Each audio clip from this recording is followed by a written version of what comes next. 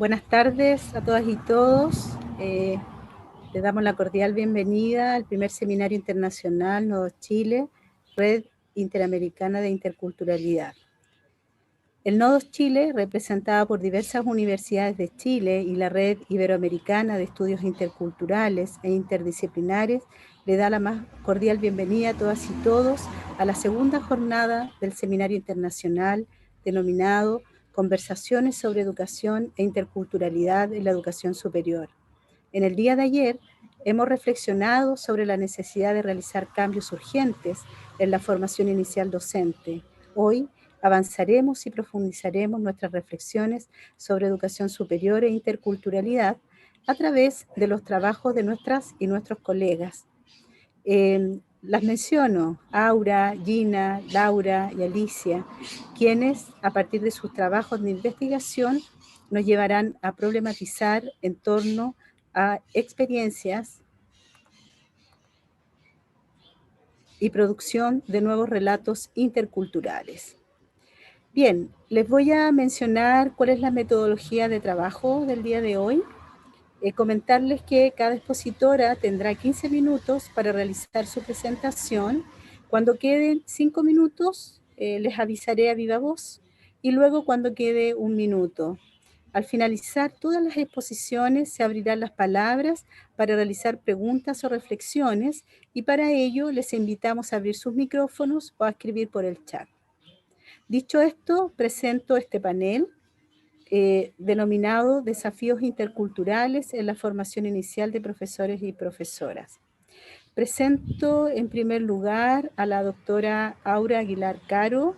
Ella es trabajadora social, magíster en trabajo social por la Pontificia Universidad Católica de Chile, doctora en educación intercultural de la Universidad de Santiago de Chile, docente e investigadora de la Universidad Simón Bolívar de Barranquilla, investigadora senior Conciencia. Ha participado en investigaciones nacionales e internacionales. Su línea de investigación es el estudio de la cultura del Caribe colombiano con enfoque de género, docente de maestrías y doctorados nacionales e internacionales. Tiene un reconocimiento, ¿cierto?, de sus investigaciones por la UNESCO Heritage España como parte del estudio de civilizaciones antiguas en el año 2013. Premio Beca Práctica Profesional Significativa en el año 2017. Ella nos presenta el tema Tasajera Resiliente, búsqueda de reconocimiento. Gracias, Aura, bienvenida. Tienes tus 15 minutos, siendo las 16:04.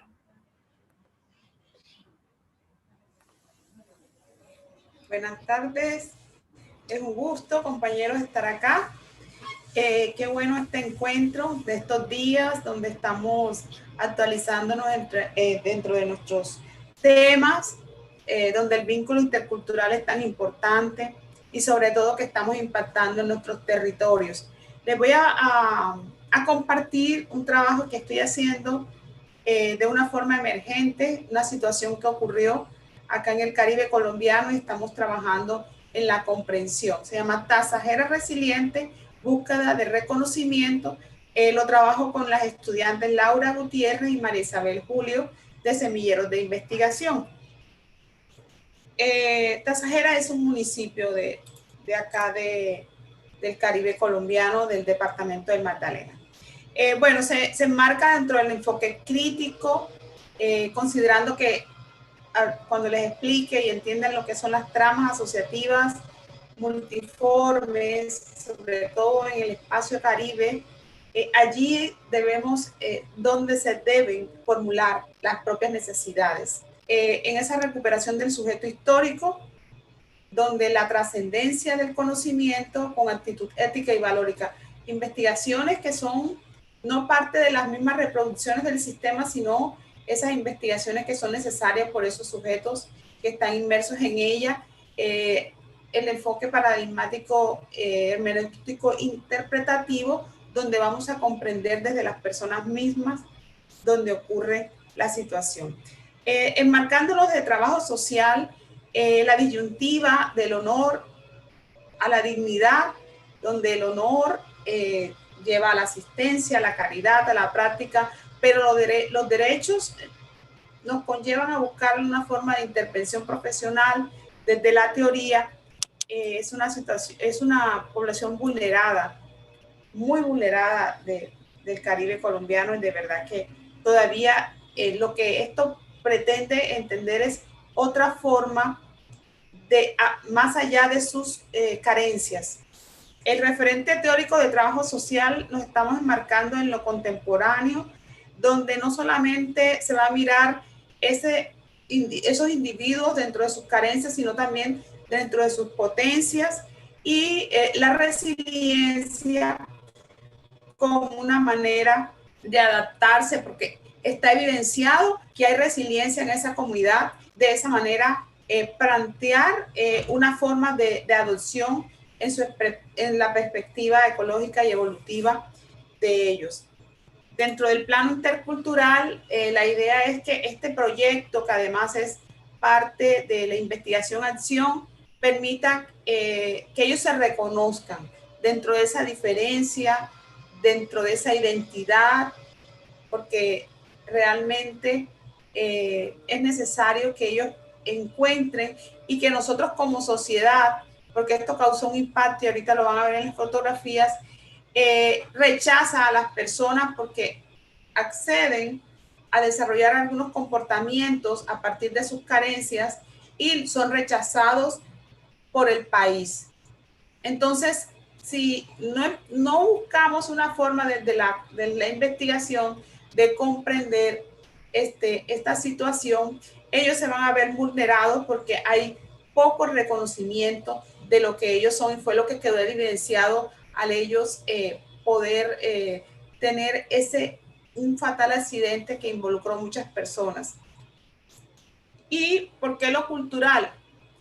¿Qué es lo que vamos a trabajar? Tasajera resiliente, porque vamos a buscar desde el arte en que ellos encuentren un vínculo con sus propios orígenes, con sus propias raíces, y que no sea una razón metonímica, donde el causa-efecto sea lo primordial, donde esos contornos excluidos, como nos habla el profesor de Sousa y Semelman, sean dejados a la intemperie o solamente subsanados dentro de una infraestructura o alguna forma de subsistencia. Que en esta constelación de conocimiento se pueda configurar sujetos a partir de sus prácticas sociales y culturales, y mirar también su riqueza social como parte del saber popular. Y allí tenemos a Canclini, a Taylor, a Bourdieu. Y entre este trabajo y otros que estoy haciendo, lo que estoy tratando es de co-crear desde el arte manifestaciones culturales de un enfoque de intervención desde la cultura en el Caribe colombiano. Tasajera está ubicado en el norte del país, rodeado por el Mar Caribe. En los hechos, el 7 de julio explotó un camión cisterna cargado con gasolina, y estas personas tienen la costumbre, estos jóvenes, son un grupo de personas que tienen la costumbre de, cuando se volca un camión, sacarles la gasolina para venderla. Esa es una cultura, pero viendo más allá, es un lugar donde no están las condiciones favorables para estos jóvenes. Eso produjo 45 fallecidos en el instante, fueron como 30 fallecidos, los otros los decesos fueron lentos cuando ya estaban en el hospital, y fueron 30 heridos y algunos incinerados, o sea, algunos que no han encontrado todavía. Entonces, esto desde trabajo social me lleva a comprender. Vamos a mirar unas fotografías. Esto fue un impacto nacional y estábamos en pandemia, y de verdad que fue porque se veían los jóvenes que venían quemados, y eso de verdad que fue un impacto. A mí como ciudadana de ese departamento de Magdalena, entonces toda la comunidad a través de redes era decir, pero ¿por qué ellos lo están haciendo? ¿Por qué tienen que salir a tomar esa gasolina? Y ellos pues provocaron el accidente. Entonces, de verdad que fueron casi un mes de mucho agobio nacional en ver que lo que hay detrás es un NBI que está por debajo de la línea base, una localidad donde no hay servicios públicos, donde la gente y sobre todo no hablemos de la pobreza, sino también del capital cultural, no está acentuado para ellos poder seguir desde la educación, desde la formalidad, una forma de subsistencia. Entonces, esto se constituye en una cultura, porque ya unas nuevas noticias nos dicen que han seguido con la misma costumbre de tomar carros y quitarle las pertenencias a las motos. Ya esta es una cultura que se ha instalado porque no tienen de dónde poder subsistir. En ese sentido, hay un deterioro ambiental, ellos están también bordeados por la parte de la ciénaga, no hay un solo colegio de bachillerato, no hay seguridad alimentaria. En esto estamos trabajando porque es un proyecto que comenzó desde ese momento, pero a partir de octubre lo estamos estructurando, pero hemos hecho algunas acciones de intervención que ahorita se las voy a mostrar desde la cultura. Y la idea es que esto podríamos decir tasajera resiliente, porque han vivido y sacando cuentas desde la colonia. Este pueblo es fundado con Ciénaga, Pueblo Viejo, tiene más de 500 años y realmente da grima de que todavía sigan en la misma situación. El objetivo general es fortalecer el imaginario colectivo del pueblo tasajereño a través del arte como medio para construir autoasignación y reconocimiento para su propio desarrollo. ¿Por qué buscamos centrarnos en el arte para no seguir subvalorándolos a ellos como personas, sino descubrir también cuáles son sus prácticas culturales, cuáles son sus costumbres, qué sería lo que, por ejemplo, ellos trabajan mucho la pesca, qué sería lo que hay que adecuar para ese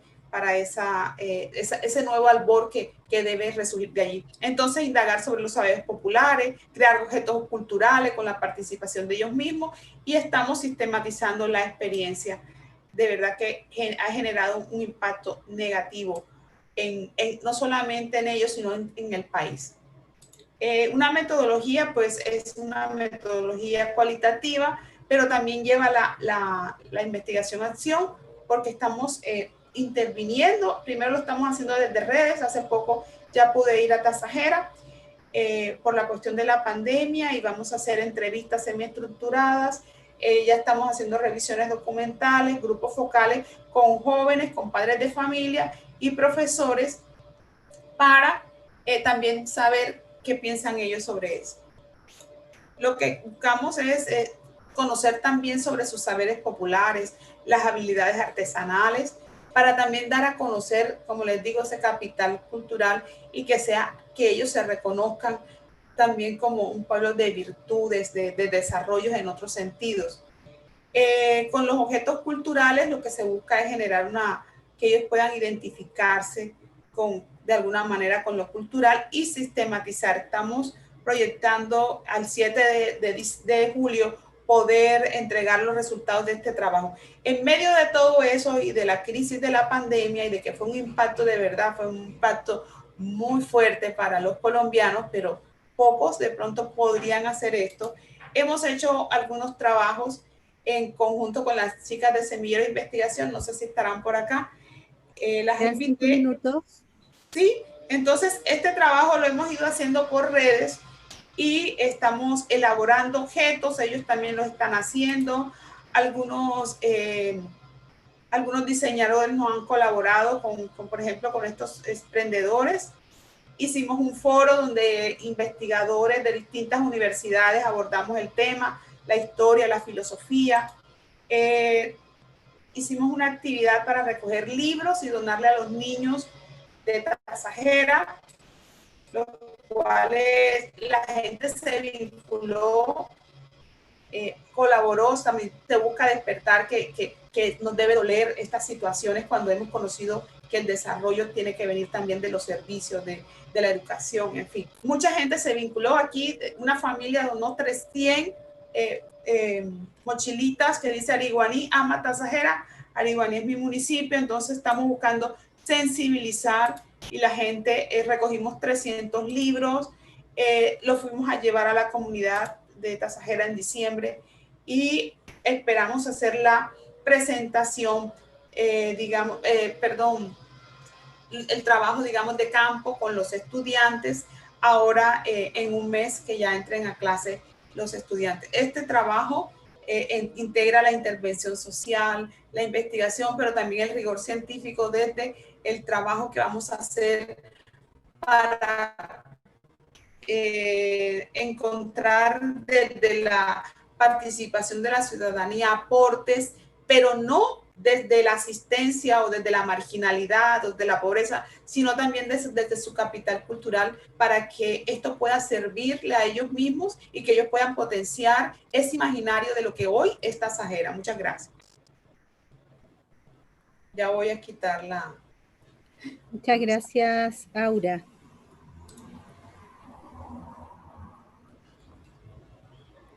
Agradecemos la presentación de la doctora Aura. Al finalizar, como les mencioné, vamos a tener la posibilidad de preguntar, hacer comentarios, reflexiones, así que invitamos también a anotar o derechamente a anotar en el chat para empezar, digamos, a generar movimiento en las preguntas o reflexiones. Dicho esto, presento a continuación a la doctora Gina Morales Acosta. Ella es fonoaudióloga, doctora en Ciencias de la Educación, mención Interculturalidad de la Universidad de Santiago de Chile, es docente e investigadora de la Facultad de Ciencias de la Salud de la Universidad de Antofagasta, Chile, directora del Laboratorio Virtual de Comunicación y Lenguaje del Programa de Iniciación de Investigación. Es además colaboradora del Grupo de Investigación Cátedra de Discapacidad y Rehabilitación de la Universidad del Valle, Cali, Colombia. Es escritora de narrativas inclusivas con traducción a las lenguas de señas de Colombia, Brasil y Chile. Ha participado en congresos nacionales e internacionales, miembro de la Red Global de Lectura y Escritura para el Acercamiento de las Culturas, POEPAS, de la Red Iberoamericana de Estudios Interculturales e Interdisciplinarios. Ella nos presenta el tema Narrativas inclusivas y discapacidad, experiencia del proceso de rehistorización estudiantil en sensibilidad intercultural. Tienes 15 minutos, Gina, siendo las 16:18. Adelante, por favor. Muchas gracias por todo el apoyo recibido de la bonita presentación. Saludo aquí a mis colegas. Es un grato espacio para poder hablar y poder compartir. Ahora voy a esperar que el compañero Pedro, por favor, me apoye con la presentación.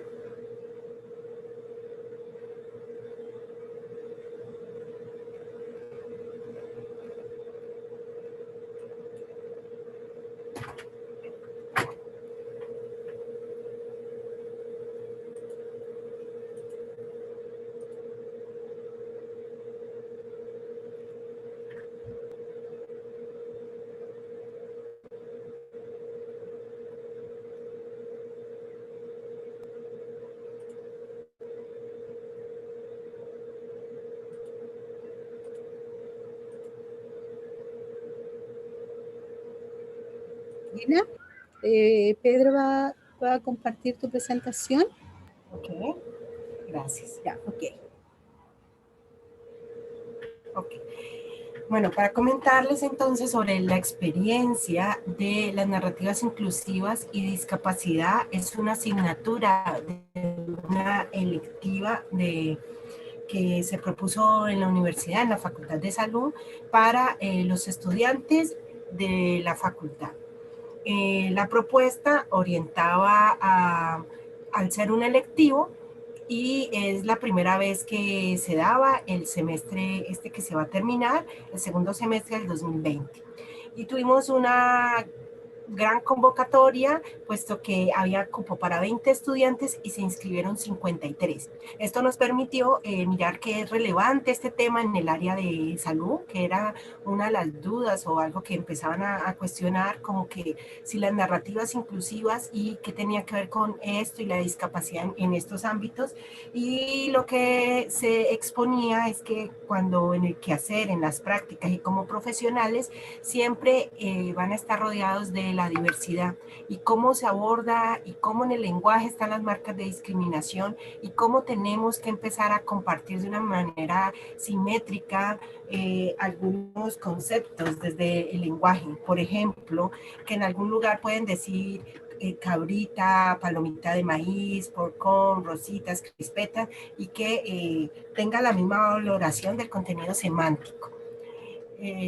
Por lo cual el grupo con el que voy a mostrarles el trabajo que se seleccionó, y entonces les doy los agradecimientos, son de diferentes disciplinas, tenemos de medicina, de enfermería, de obstetricia, y tengo como unos 4 estudiantes que también nos sorprendió, de teatro, de tecnología biomédica y de 2 ingenierías más, y hay uno de música. Entonces también esta es una asignatura que se volvió ya como transversal y otra gente quedó afuera porque no alcanzaba el cupo.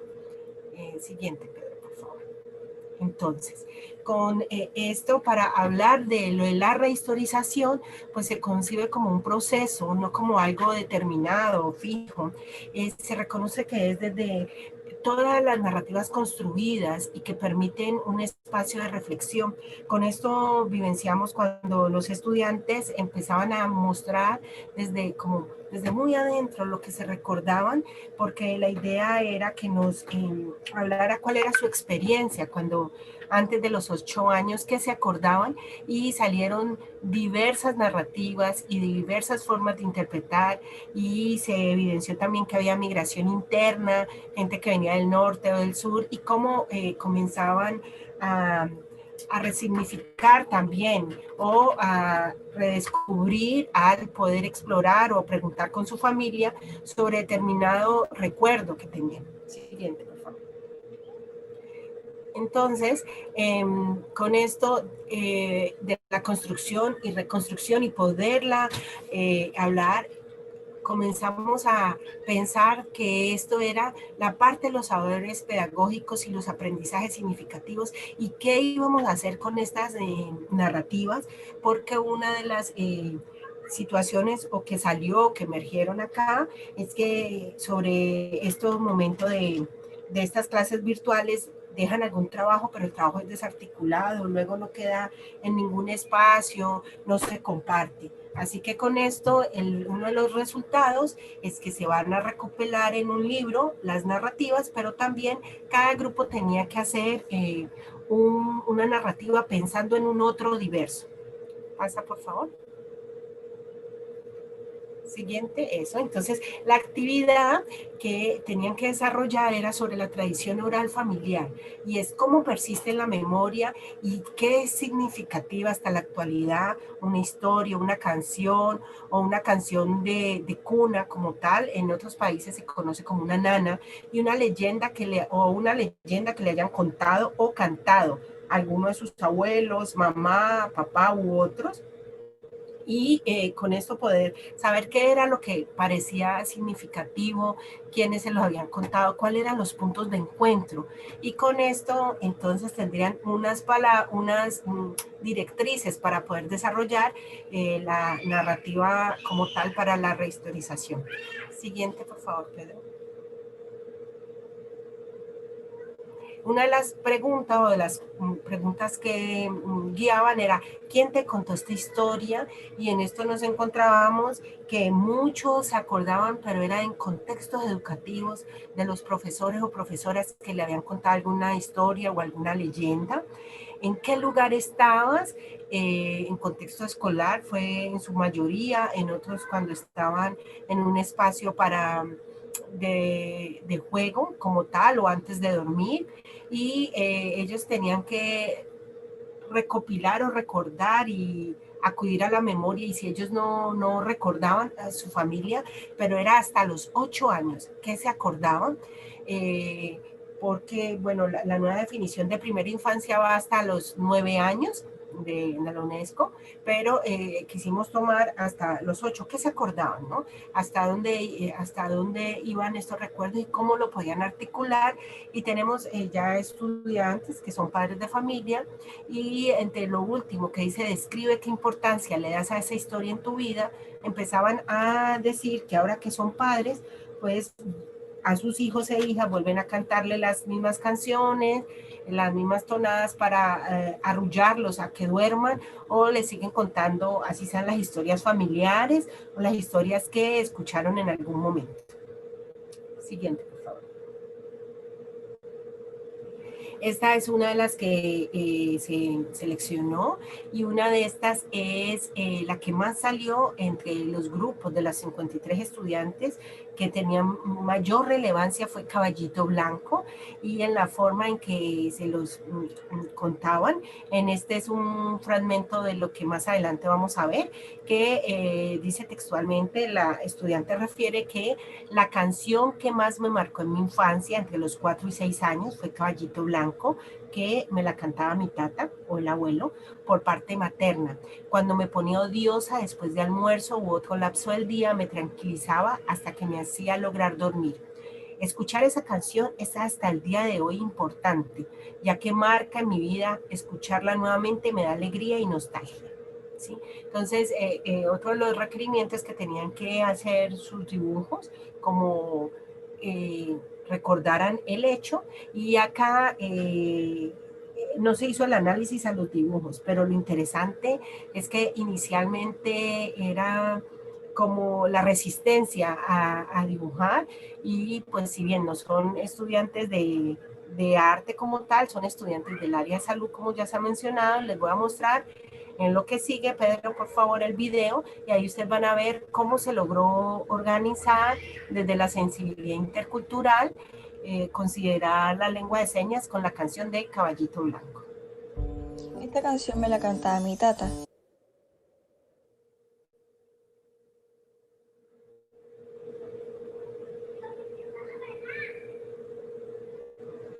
Abuelo por parte materna.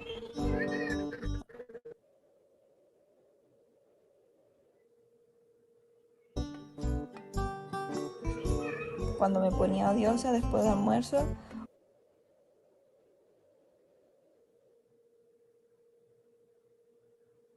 o en un lapso del día donde tenía sueño.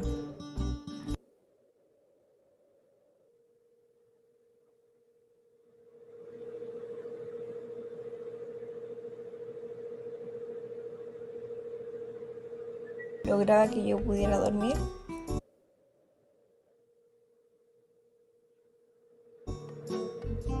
Me tranquilizaba.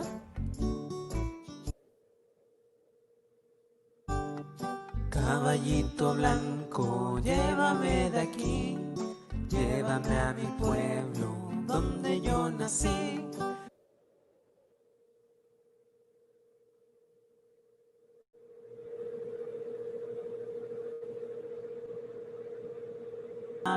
Tengo 3 ovejas en una cabaña.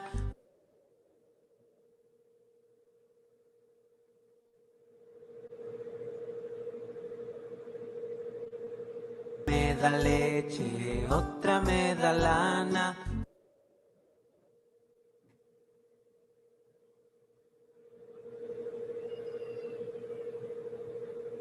Para la semana. Escuchar esta canción nuevamente me trae muchos recuerdos.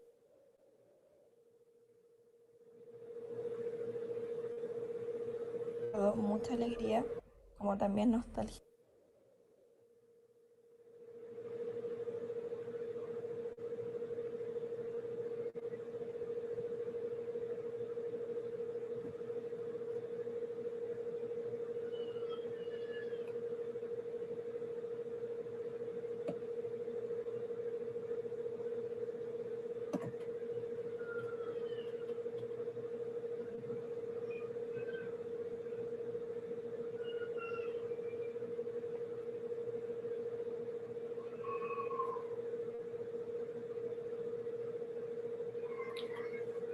Bueno, entonces acá nos encontramos como dentro de los estudiantes encontraron una de las estudiantes que estudia medicina.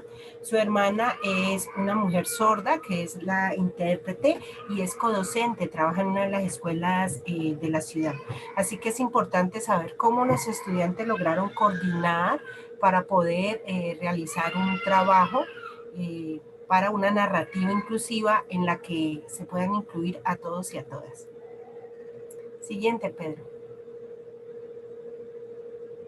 Así que la historia de vida nos permite, a través de las diversas formas de comunicar, conocer la herencia de los ancestros y las ancestras, sanar y preservar la cultura. Muchas gracias.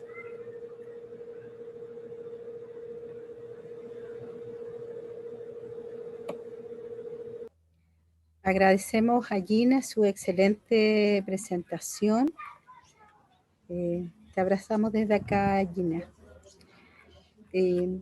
Para continuar, presentamos a Laura, Laura Selene Mateos Cortés.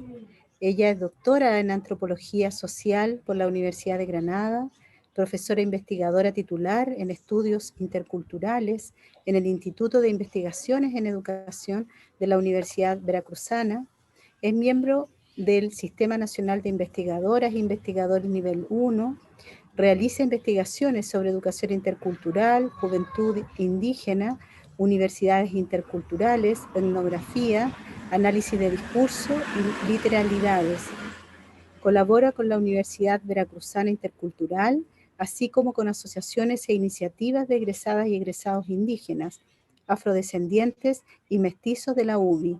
Imparte docencia en la maestría en investigación educativa, así como en el doctorado en investigación educativa de la Universidad Veracruzana.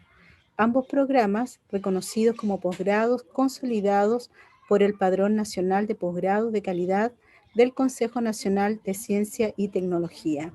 El tema que nos presenta es el surgimiento de nuevas literalidades académicas interculturales.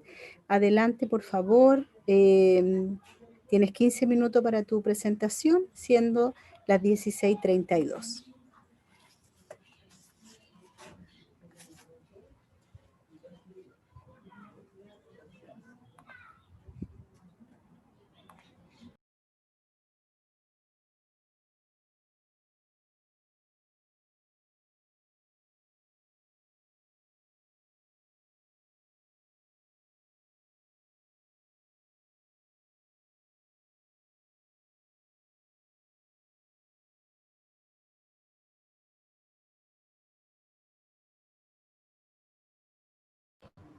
¿No se escucha? No sé si ya partiste, Laura. Ya, perdón, no podía habilitar el micrófono, tenía una falla. Agradezco mucho el espacio y voy a empezar.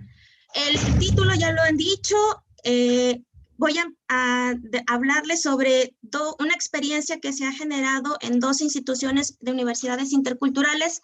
En México, el subsistema de universidades interculturales se ha caracterizado por dar acceso a la universidad y con ello a la literacidad académica a jóvenes de comunidades rurales hablantes de lenguas originarias. Bueno, estas universidades interculturales generan experiencias novedosas de apropiación y reapropiación de saberes académicos, pero también de recuperación y puesta en diálogo de saberes comunitarios. Voy a pasar a la siguiente. Perdónenme, pero estoy con problemas de lentitud de mi diapositiva. No me deja pasar. Tal vez podrías enviarla a Pedro, Laura, y que Pedro pudiera ir pasando tus diapositivas. Bueno, voy a seguir mi presentación, pero no, ahora sí. Okay. Se trata de, básicamente, parto de la idea de ver cómo los estudiantes de este tipo de instituciones se están reapropiando de lo que es el formato de tesis. Y lo que me interesa ver es no solamente el formato de tesis, la tesis en sí, sino cómo están viviendo este proceso. Hacia eso van, digamos, mi análisis. Es un diseño que está basado y por el acercamiento que he tenido al ámbito de la literatura, en los estudios de la literacidad académica y de la alfabetización académica, siguiendo a autores como Castelo, y en los estudios centrados en la práctica social de la escritura como Casani y los nuevos estudios de literacidad. En el estudio parto de una perspectiva sociocultural, siguiendo sobre todo a Zavala y a Casani, en la cual la escritura es comprendida como una praxis social y cultural. Los sujetos centrales de este trabajo pues son jóvenes indígenas hablantes o no de una lengua originaria. En ocasiones se trata de la primera generación en acceder a la educación superior con prácticas letradas que develan sus desniveles formativos y que piensan más bien que la lectura y la escritura les son ajenos porque pertenecen a culturas orales. La investigación es de corte cualitativo. Lo que estoy intentando ver es a estudiar lo que se llama una etnografía de discursos, en la cual lo único que me interesa es ver no solamente lo que ellos dicen, sino lo que hacen en el momento que construyen sus documentos. Por eso me interesa la parte más reflexiva, cómo es vivido por ellos la realización de los tesis que se están generando dentro de estas instituciones. El proceso de análisis de los documentos, veo que se les escapan determinados detalles que vuelven un poco lo que es, o no se les escapan detalles, sino básicamente que se les complejiza el simple hecho de hacer lo que es la tesis, pero que en determinado momento lo superan. Recurro solamente al análisis de entrevistas semiestructuradas, pero también he estado videograbando algunos de los elementos que he estado realizando con ellos. He estado también viendo y aplicando lo que es análisis documental. Básicamente, lo que me interesa de estas tesis o lo que he encontrado es que, como les decía al inicio, son tesis escritas en español y algunas de ellas pues están escritas de forma bilingüe con la traducción anexada. He elaborado para poder realizar este análisis una plantilla para poder meterlas a todas en este documento. Y lo que me interesa de esas tesis o del documento, de lo que dicen ellos, no solamente es la tesis en sí, sino lo que dicen las instituciones en las cuales se insertan estos documentos, los documentos pedagógicos que acompañan la creación de estas tesis y lo que observo en las tesis. Pero sobre todo lo que me interesa también es recopilar lo que los estudiantes están diciendo de lo que les implica la construcción de estos trabajos. Y en eso me baso en lo que son las entrevistas semiestructuradas. Algo que he empezado a implementar es una sistematización de experiencias didácticas y lúdicas que se le ha denominado, y es la aplicación de la estrategia de Lego Serious Play, la metodología. Aquí estos son unos elementos de lo que incluye la plantilla de análisis de los documentos que hasta ahora se han analizado. No me voy a detener en ellos, son muchos elementos los que he estado revisando. Aquí está el ejemplo de lo que es también la guía de entrevista. Primero lo que estoy intentando hacer es hacer el análisis de la tesis como tal, y posteriormente al análisis lo que hago es aplicar la entrevista, y en ocasiones lo que hago es generar la captura de lo que son las metáforas, que en un momento les voy a decir qué son. Las metáforas con la estrategia de Lego Serious Play es básicamente, señalo preguntas, es una entrevista, como les decía, videograbada. Lo que hago es preguntarles a estos estudiantes qué significa para ellos la tesis y cómo se sienten en el momento de realizarla. Ellos construyen a raíz de estas preguntas un modelo en el cual después, de forma narrativa, utilizando ese tipo de estrategias, me señalan cómo se sienten y lo tratan de llevar de lo abstracto a lo concreto a través de esta estrategia metodológica. Ahora, los hallazgos. Estas tesis presentan algunos errores vinculados con la ortografía, sintaxis, puntuación. Se trata de estudiantes bilingües y con trayectorias educativas cercanas al sistema educativo indígena, y cada uno de ellos ha sido alfabetizado de forma diferente. Una parte de ellos cuenta con lo que podríamos caracterizar una alfabetización básica, esto es, escriben para repetir lo que se dice, o siguiendo a Bonilla, leen para repetir lo que se ha leído, ya sea de manera oral o escrita. Los documentos cumplen con los requisitos formales de una tesis por los elementos que señalan las instituciones, presentan discursos generados según en la perspectiva intercultural o cuestiones de sustentabilidad, y cuestiones de diversidad cultural y resaltan conceptos vinculados con lo que se denomina enfoque intercultural. También predominan marcos conceptuales particulares, esto es, que emergen de forma émica y que simbolizan o que reproducen más bien el mundo de vida de sus colaboradores y los coautores de este tipo de trabajo. Se trata de investigaciones realizadas en algunos casos con sabedores locales y son mayoritariamente investigaciones que parten de una metodología cualitativa, participativa o etnográfica. Por otro lado, el análisis de estos documentos pudo entender y comprender el papel al cual contribuye algo que se llama gestión intercultural y que se trata de contribuir a acciones. Estos chicos se muestran a través de sus discursos en el momento de generar estos documentos, generan acciones, se vuelven más propositivos, pero también generan canales de diálogo entre su cultura y la cultura academicista, por decirlo de alguna forma, pero también entre saberes locales o colectivos, por decirlo, y también intentan poner en diálogo lo que es el conocimiento científico, por un lado, y el conocimiento propio. Otro aspecto que visibilizo en el estudio es el papel de la gestión que tienen cada uno de ellos. Algunos de ellos ponen en marcha técnicas o métodos más participativos y generan nuevos conocimientos a raíz de sus investigaciones. Es una metodología muy distinta de trabajo en la que se han generado. Son investigaciones que parten desde muy iniciada la licenciatura en algunos casos, en el caso de una de las instituciones, en la otra es hasta los últimos semestres, pero siempre hay materias que los apoyan para ir reforzando ese tipo de dinámicas. Este estudio, de forma muy rápida, lo que intenta es mostrar que vale la pena reconocer que los modelos educativos que ofrecen las universidades interculturales son diseños curriculares contextualizados, es decir, basados en las problemáticas sociales que intentan brindar apoyo y atención a la población, sobre todo a sus comunidades. Este tipo de universidades contribuye a que los estudiantes desarrollen su autonomía, intentan fomentar sujetos críticos y conscientes de su realidad. Los estudiantes de estas instituciones estudiadas adquieren herramientas para afrontar y buscar problemas, soluciones a sus contextos más próximos. Además, algunos de ellos generan iniciativas locales a raíz, sobre todo por problematizar su tesis.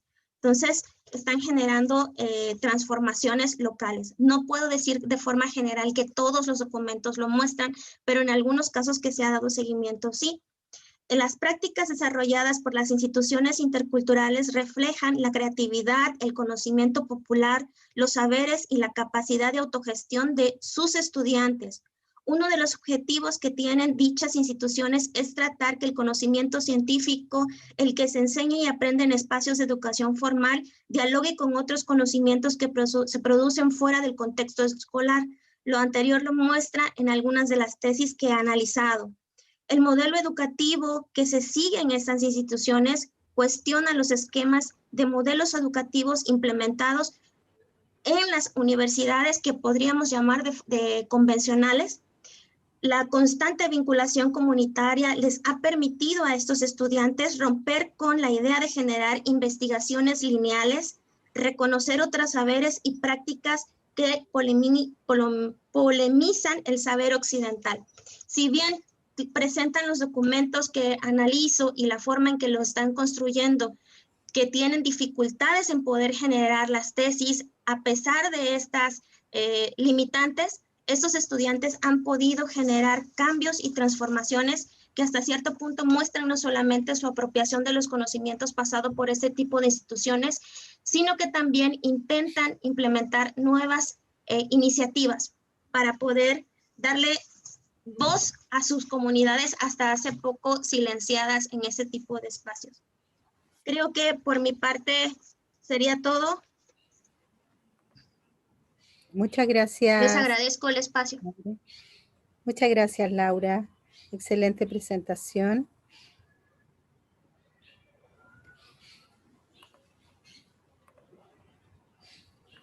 Bien, junto con agradecer a Laura, le damos la bienvenida a Alicia, a la doctora Alicia Contreras Mu. Ella es doctora en Ciencias de la Educación, mención en Educación Intercultural de la Universidad de Santiago de Chile, máster universitaria en Innovación, Evaluación y Calidad en Educación Física, Universidad Autónoma de Madrid, España, magíster en Educación, mención en Política y Gestión Educacional, Universidad La República, profesora de Educación Física, Pontificia Universidad Católica de Chile. Cuenta con una vasta experiencia docente y de gestión educacional en los diferentes niveles de la educación escolar y superior. En su experiencia de investigación y producción de conocimiento, cuenta con diversas publicaciones en capítulos de libros y artículos. Actualmente se desempeña como secretaria de estudio en la Facultad de Ciencias de la Educación de la Universidad San Sebastián.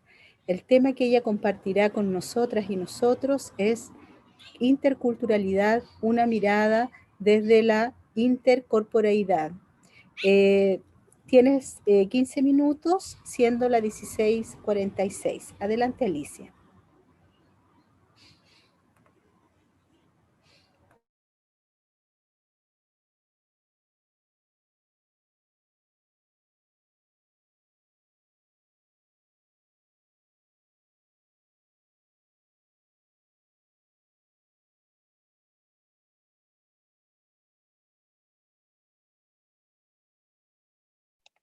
Bien, ¿me escuchan?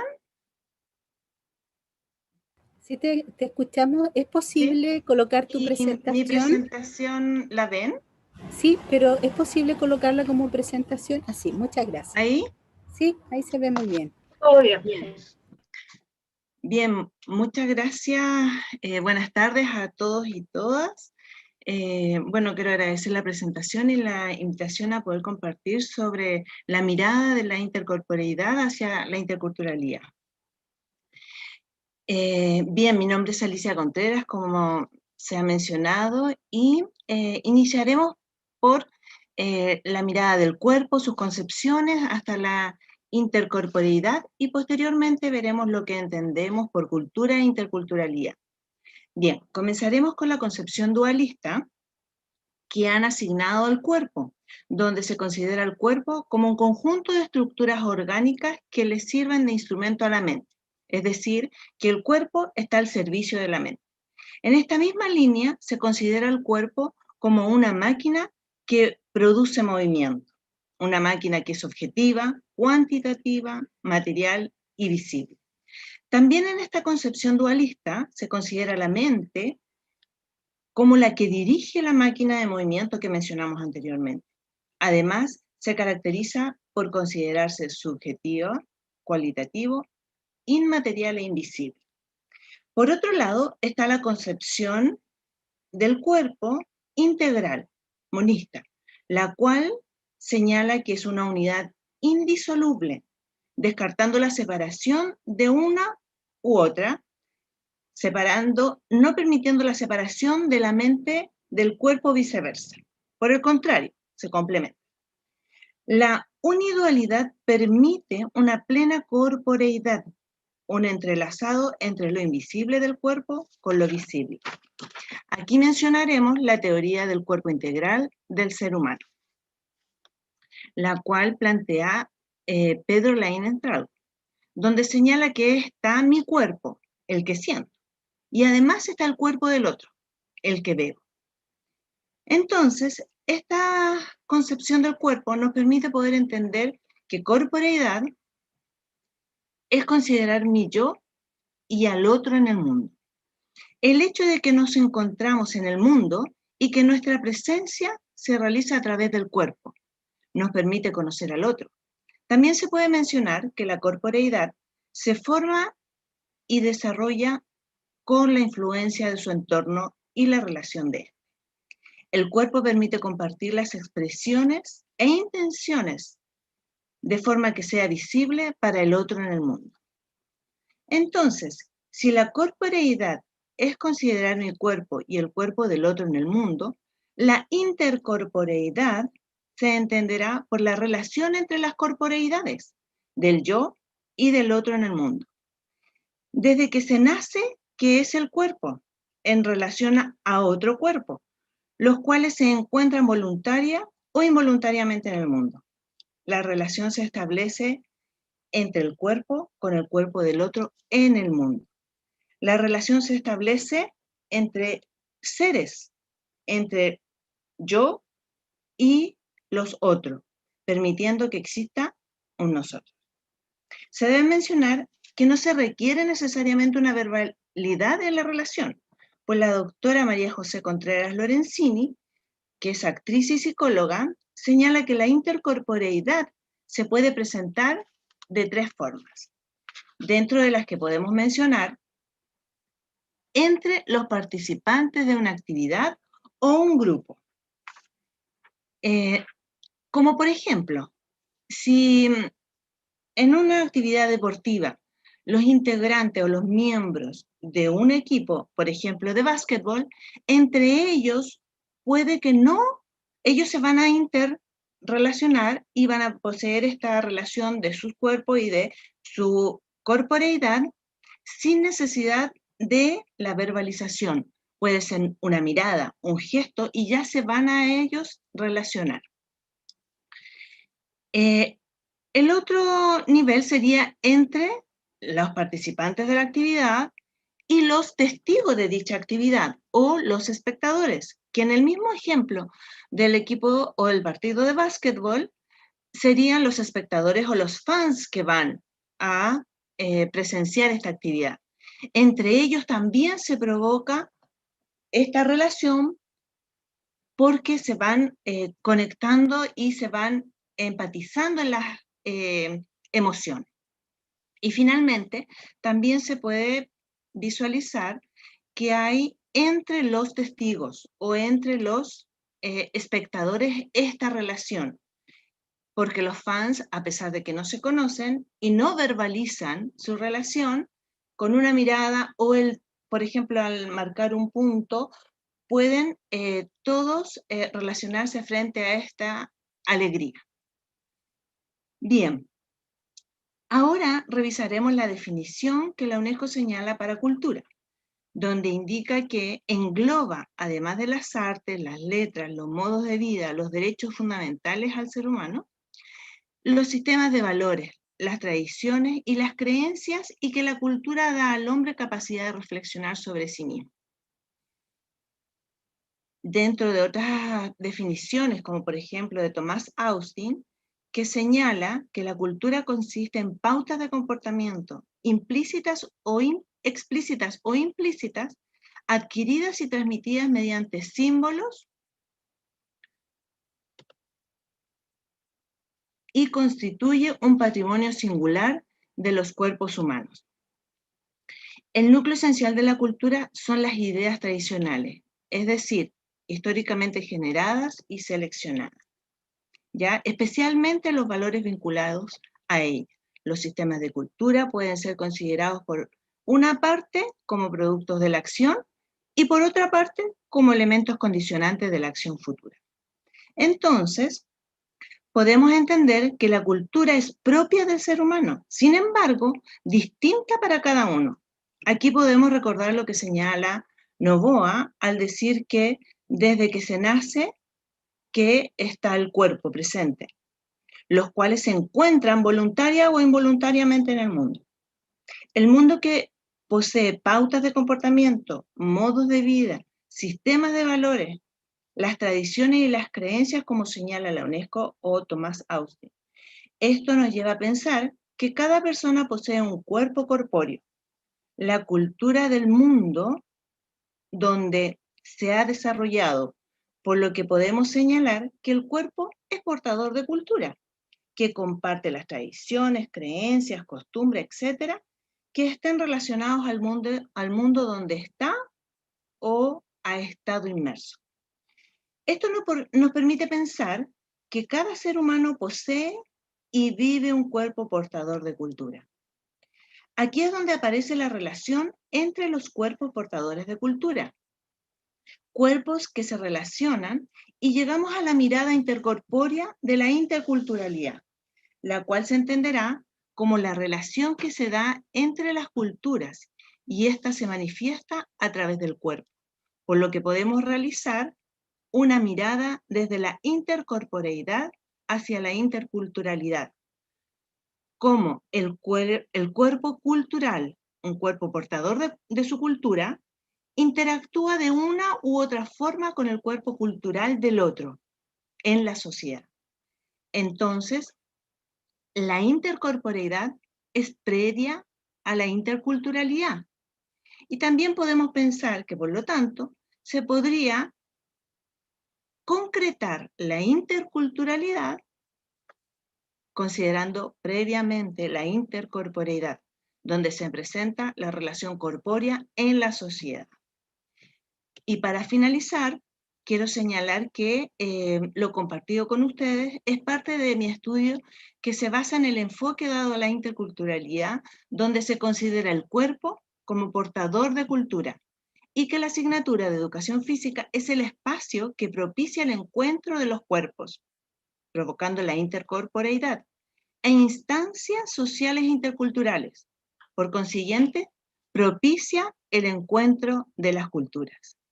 Bien, y además de agradecer esta instancia, comparto mis referencias frente a este estudio. Muchas gracias.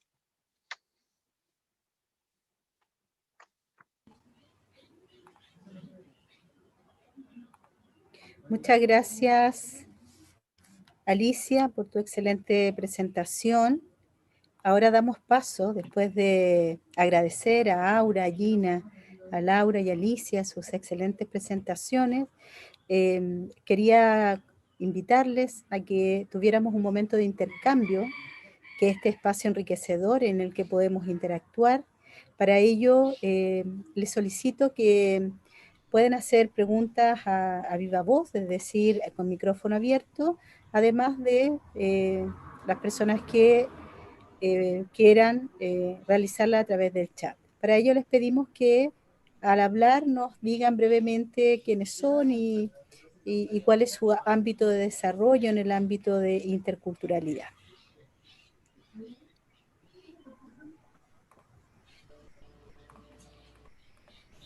Hola, se escucha, ¿verdad? Sí, muchas gracias. Virginia, Virginia Aranda, de la UMCE, doctora en interculturalidad, en educación intercultural en realidad. Mi pregunta es para Alicia, justamente,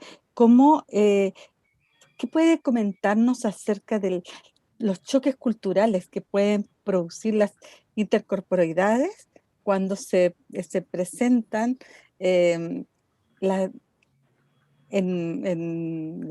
multiculturalidad, la combinación? Por ejemplo, estoy pensando en los colegios, chicas o chicos afrocaribeños y etcétera, y la mezcla prejuiciosa de pronto que puede salir de parte del observador, de otro cuerpo.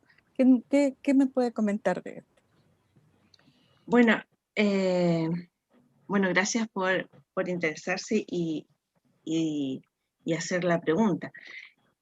Bueno, dentro de mi estudio se realizaron entrevistas y observaciones de justamente clases y de colegios donde tienen programas interculturales, ¿ya? Y si bien es cierto, más que choques, son relaciones que se provocan o que se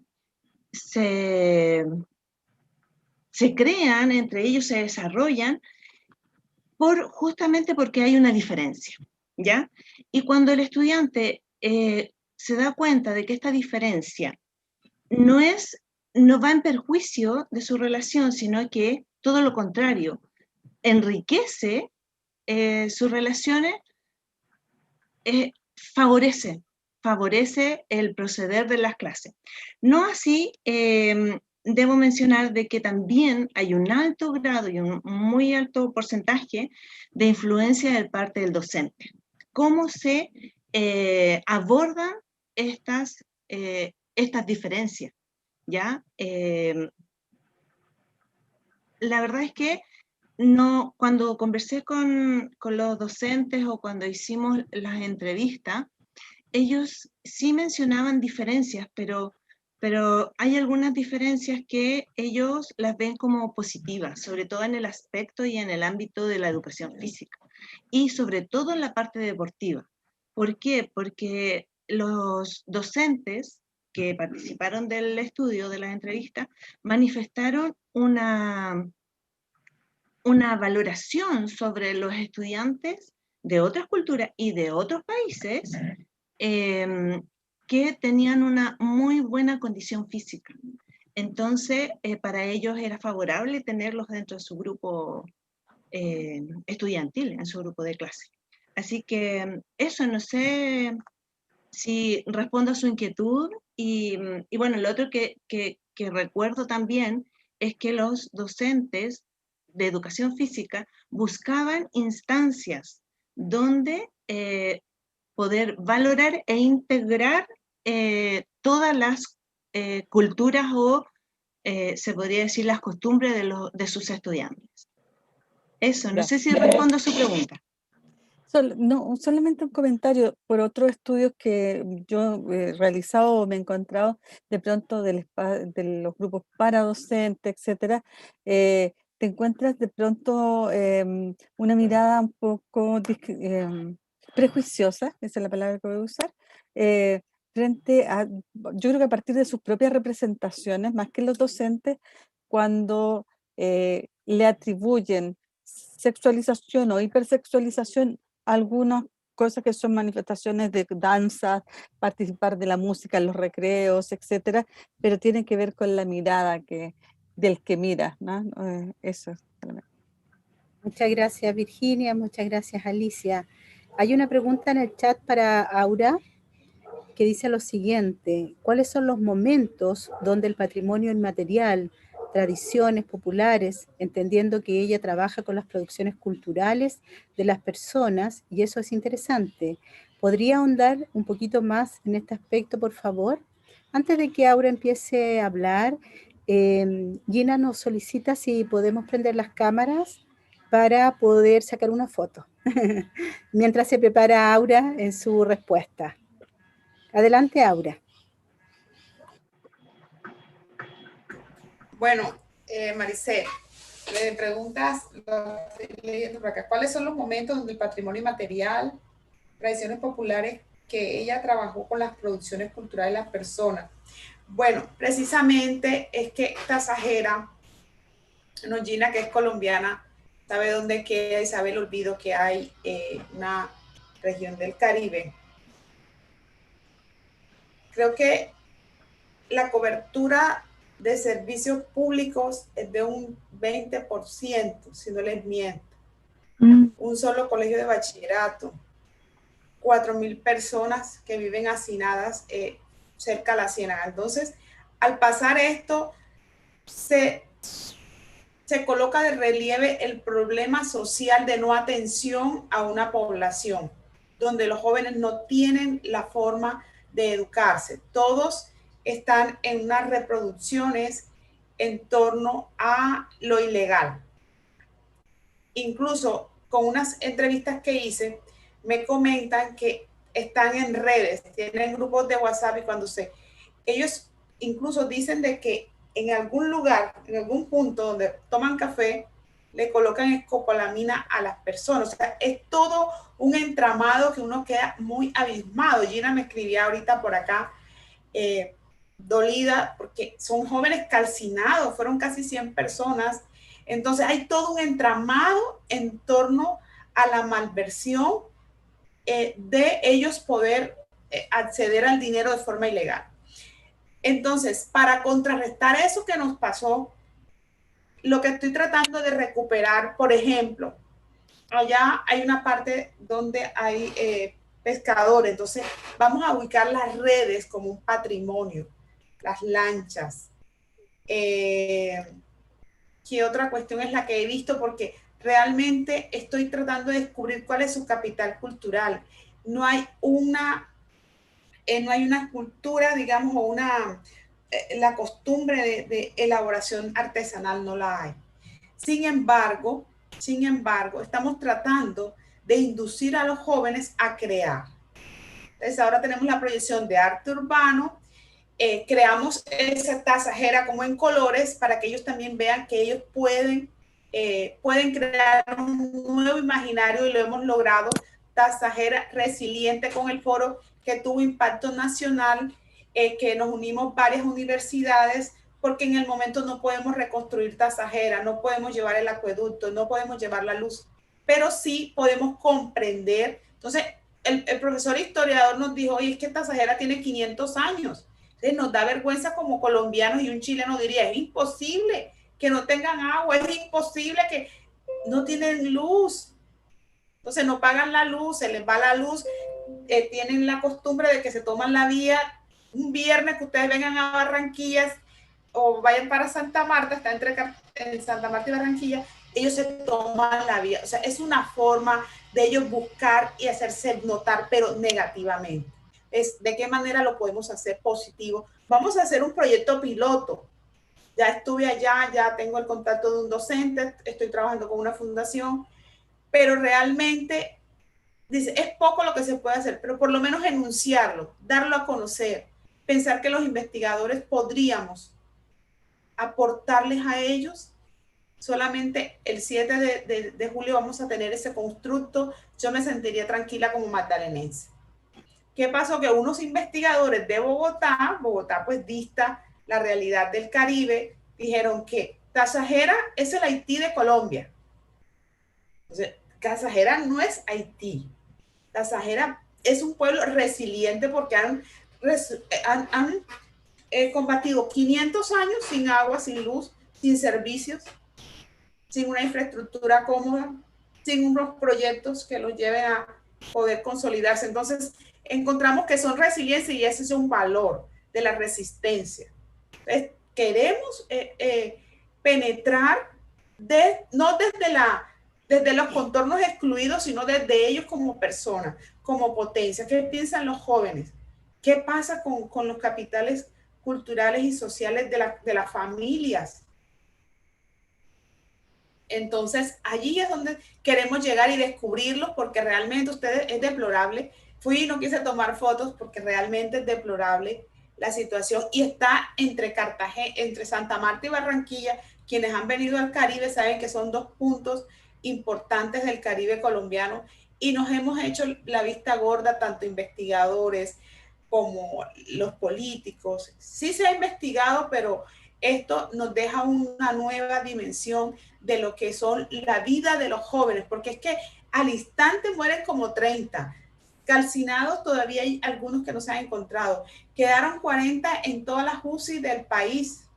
Vuelos humanitarios a Bogotá, o sea, era una cuestión de verdad, y no había forma, y hay mucha gente colaborando en las curaciones. Eso es todo un trabajo que estamos tratando también de mirar, que hubo mucha solidaridad entre ellos, ha cambiado un poco la forma de ellos mismos entender, pero algunos siguen en las mismas secuencias.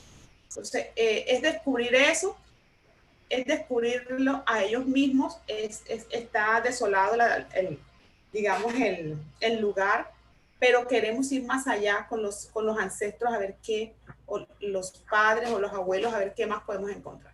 Gracias, Marisa. Muchas gracias, una pequeño punto. Me parece interesante el rol de Aura, porque en el fondo emerge el rol del investigador como militante. Esto es interesante, porque en el fondo usualmente uno se mueve en el plano de las ideas, ¿cierto? Está siempre proyectando, digamos, un montón de ideas. Sin embargo, aquí hay una acción más militante, es decir, ir al lugar, conversar con las personas, hacerse cargo de una realidad o del otro Colombia, de la otra Colombia, del Caribe, que tiene toda una tradición que después del colonialismo ha sido prácticamente comparado. El Caribe se ha reducido a Haití. Eso es interesante, porque el imaginario, en vez de irse ampliando sobre el Caribe, se ha ido como subsumiendo en uno de los pueblos, digamos, con la mayor pobreza en Latinoamérica. Entonces, ahí hay un elemento importante, o sea, un cambio también de paradigma. Entonces, eso significa que no tan solo los militantes podrían estar, ¿cierto?, en Chiapas, en la zona de la Sierra de Bolivia, sino que también hay un desplazamiento, digamos, de una academia que deja un poco este status quo, ¿cierto?, y se traslada a los sectores donde supuestamente nadie quiere trabajar. O sea, a mí eso me deja muy tranquila y, bueno, felicitaciones, Aura. Estamos trabajando con todo un equipo. Aquí tengo a María Isabel, una estudiante con la que trabajamos en campo. Tenemos la parte, digamos, científica, en los constructos históricos, filosóficos, pero también estamos allá en el campo y creo que en julio les estaré dando información de eso. Muchas gracias. Muchas gracias, Aura, por tu respuesta. Sigue abierto el micrófono para que podamos compartir reflexiones, preguntas, en fin. ¿Puedo formular una pregunta al trabajo de Laura? Carol plantea lo siguiente, disculpa, dice, excelente trabajo, Aura, enseñar a las personas que pueden gestionarse de manera diferente y valerse por sí mismas. Adelante, ¿alguien estaba hablando, Pedro? Yo quiero...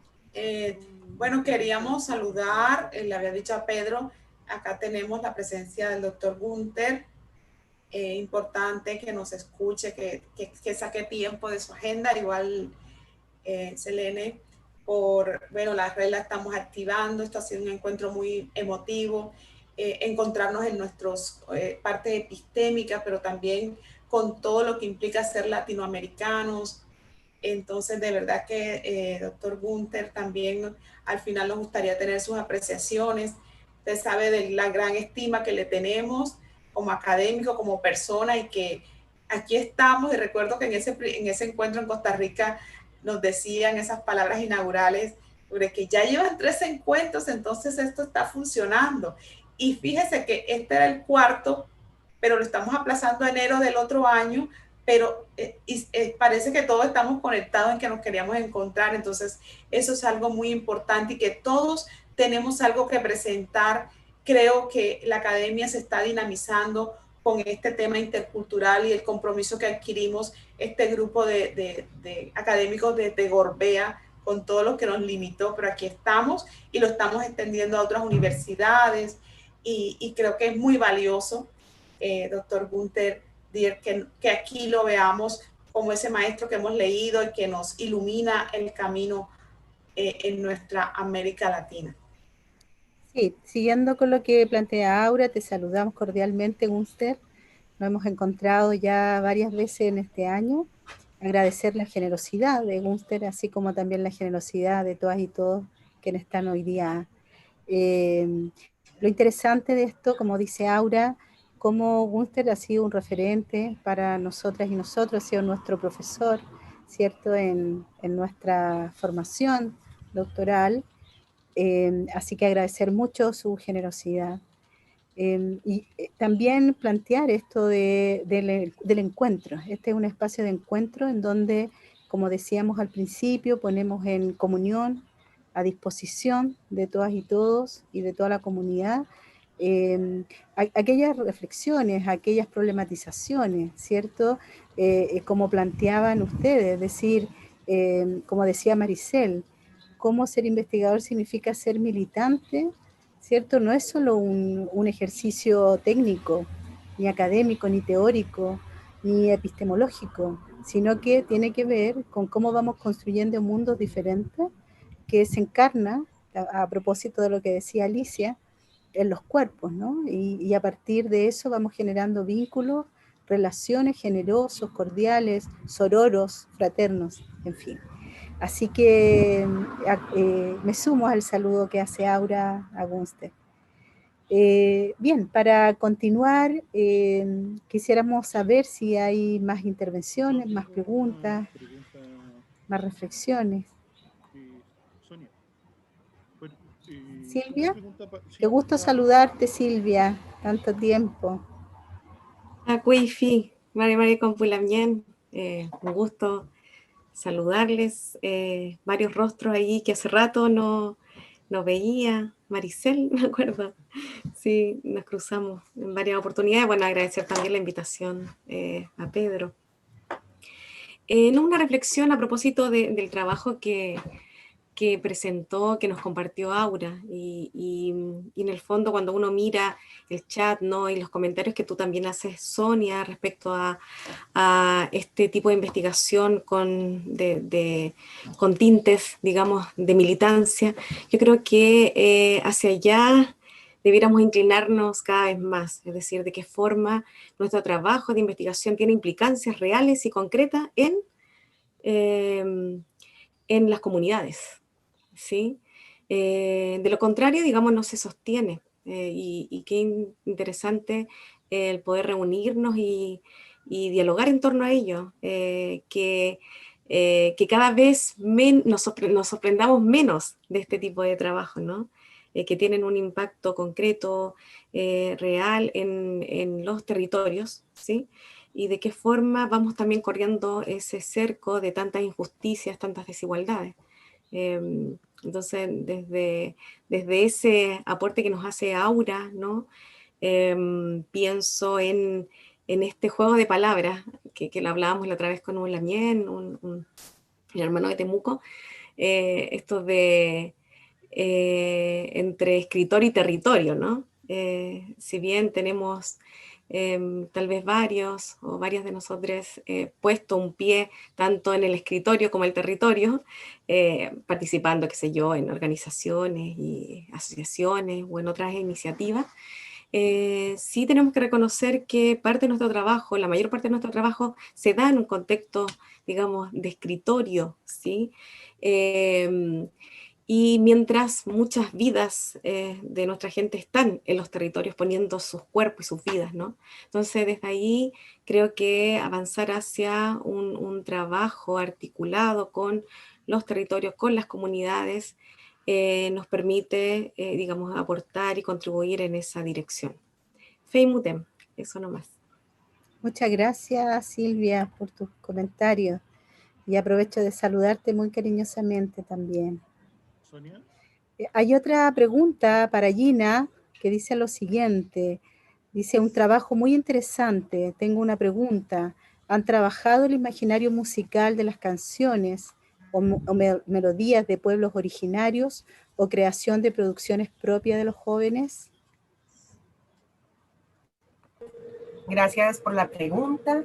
Digamos que se han hecho otras narrativas, como tenemos una que es Chile viste de colores, en la que queremos tratar cuál es la forma mejor de denominar, que no es una persona de color, sino que es una persona afrochilena, o persona negra, afrodescendiente, ¿cierto? Entonces, como que esa ha sido como los materiales, y todos los personajes son personas afro, las que hemos trabajado. Ahora, en esta fase que estamos con los estudiantes, estamos solamente con las narrativas autobiográficas, y en este grupo en particular, el estudiante que está allí es de música, este grupo, que es el que sale la voz, ¿no? Y es el que toca el instrumento. Nos falta mucho todavía, porque en narrativas inclusivas, para incluir la lengua de señas, en Chile uno puede decir que hay como 8, ¿no? Y más las 3 que hemos hecho, porque detrás de esto hay un trabajo gigante para conseguir que el intérprete esté alineado, que sea un intérprete certificado. Así que nos falta luego hacer producciones bilingües, que es en español chileno, a la lengua de los pueblos originarios, más la lengua de señas chilena, porque no hay lengua de señas de pueblos originarios, solamente está lengua de señas. Entonces nos falta otros desarrollos, y dentro de esto de las melodías o canciones, no hay. Desconozco, por ejemplo, si tenemos estandarizado el himno del país, por ejemplo, ¿no? Para empezar de lo grande a lo pequeño. Entonces, todavía es un desafío para trabajar las narrativas, y una como a lo que le estoy apuntando con el Laboratorio Virtual de Comunicación y Lenguaje, es desarrollar para la adquisición de la lengua en la primera infancia, porque los niños y niñas no tienen material, no hay cuentos, hay escaso o nulo material en la escuela, y de ahí vaya subiendo. ¿Sí? Entonces, lo que usted me apunta, claro, es lo que nos queda para seguir construyendo más narrativas propias y situadas. Gracias. Muchas gracias, Gina. Hay otra pregunta para, a ver un poquito, era para...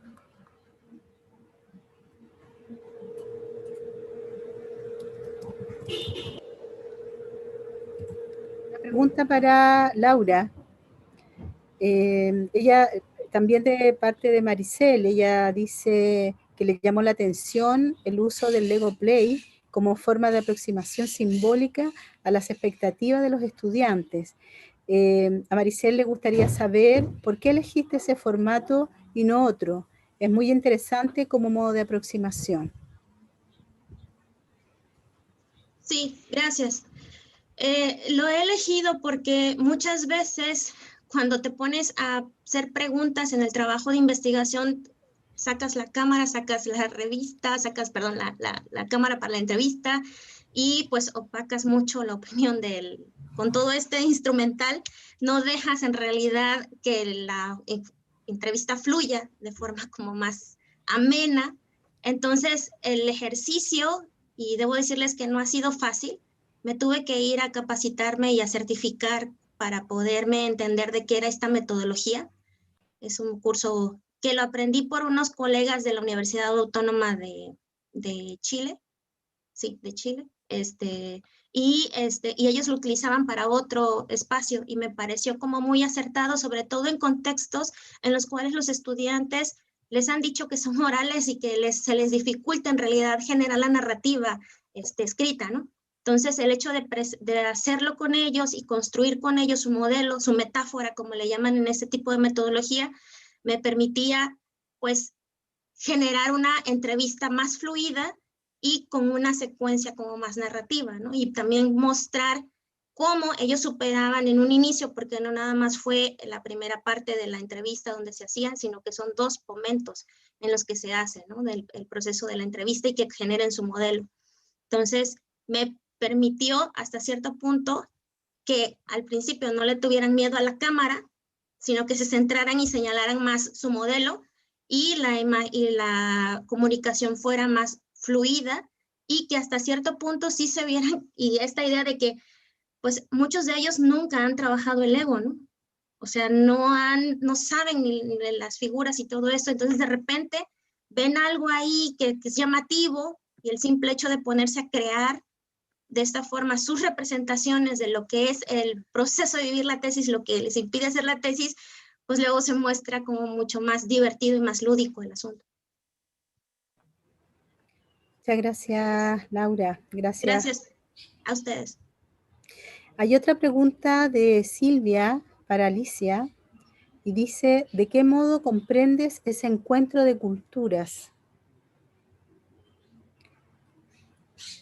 ¿Qué aspectos están implicados en este encuentro?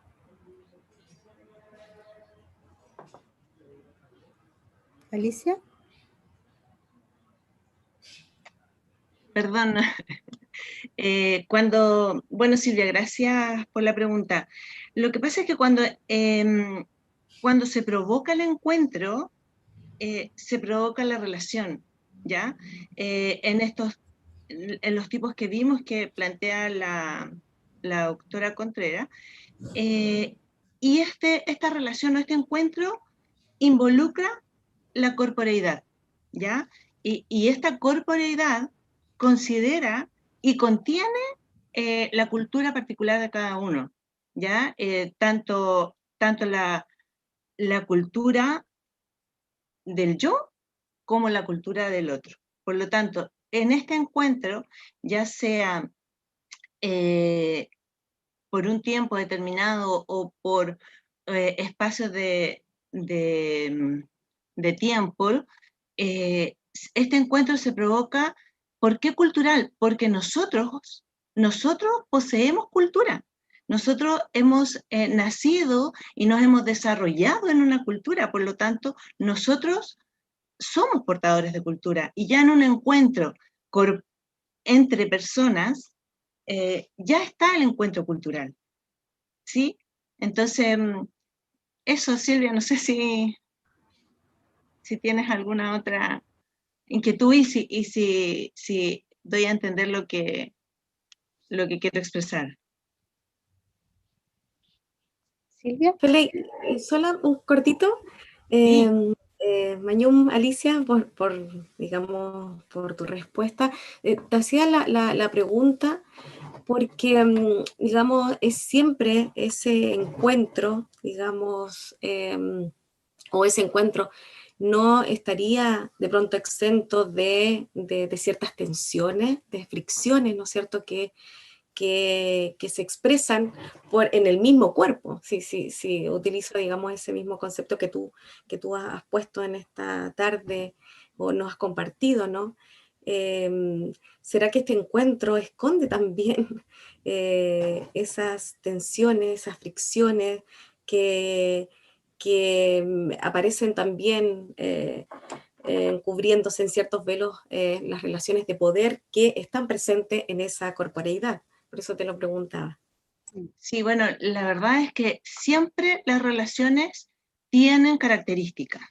Y obviamente estas relaciones y estos encuentros no todos son favorables ni cordiales, ¿ya? Sin embargo, como tú bien mencionas, nuestro cuerpo es el que se expresa lo que no se ve. Por lo tanto, nosotros exteriorizamos lo que nuestro cuerpo posee interiormente. Por lo tanto, esta corporeidad, cuando yo hablo de corporeidad, involucra esta unidad, y que claro, no siempre lo que va a ver el otro en mí va a ser cordial. ¿Ya? También está relacionado con las emociones. No siempre nuestras emociones van a ser, se podría decir, positivas.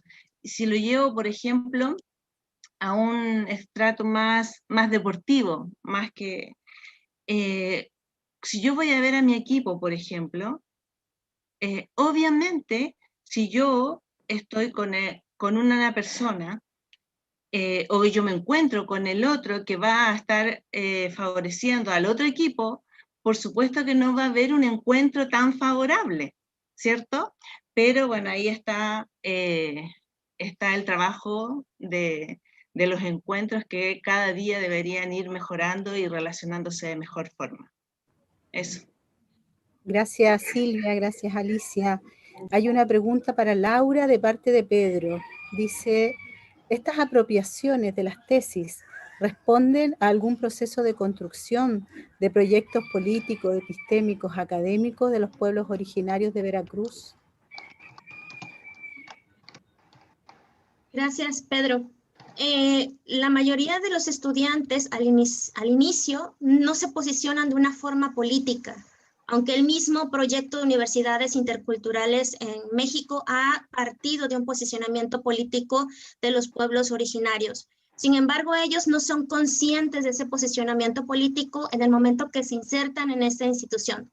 Pasado un tiempo, ya dentro de la propia institución, empiezan sí a mostrar la reivindicación de que se hable mi lengua, que me den en mi lengua las materias, a lo mejor que se practique, se empiezan a reconocer como sujetos de derecho, reconocen sus derechos universales, los derechos de los pueblos originarios.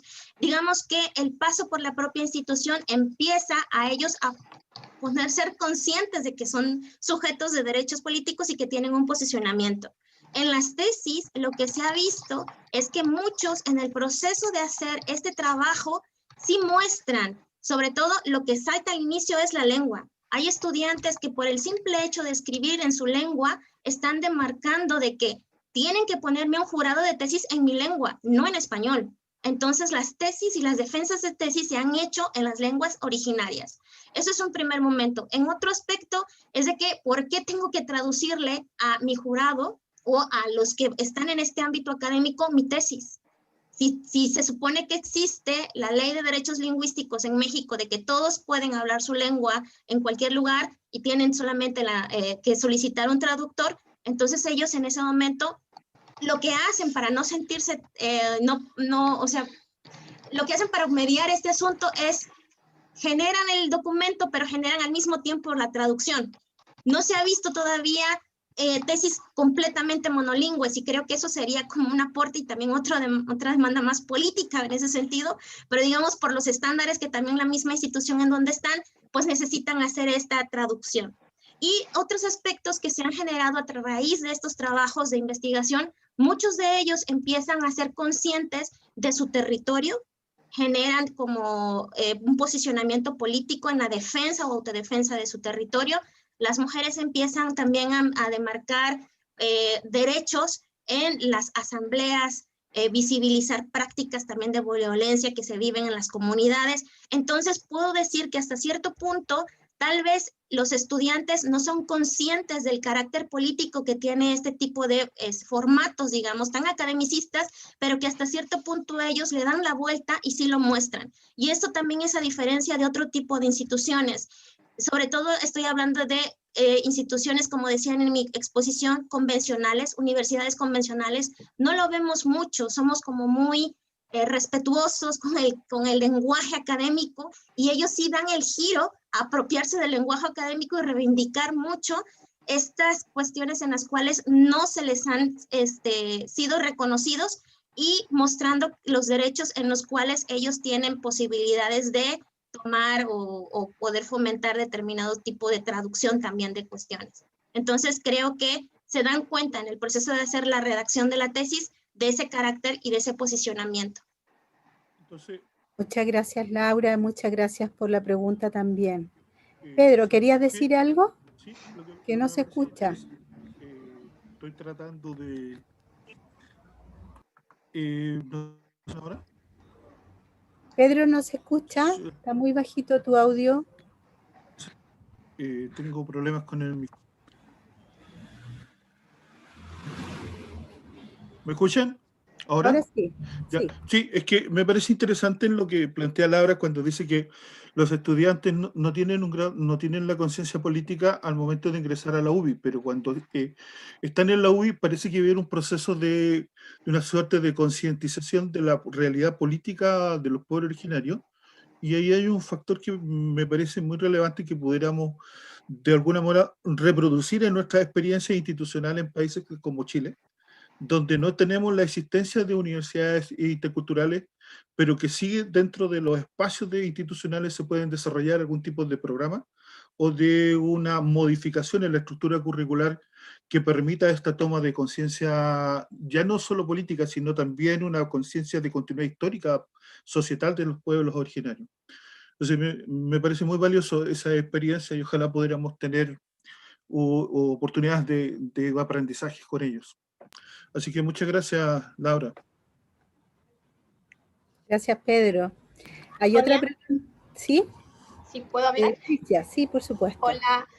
Laura, una consulta muy interesante todo lo que planteas.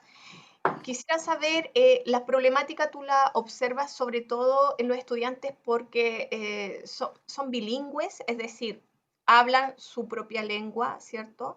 Y además están obligados a hablar en el español, y como están en la academia tienen que construir su tesis, que es un género discursivo específico, ¿cierto? Y en una lengua que no es la propia de ellos. ¿Esa es más que nada la problemática que existe ahí?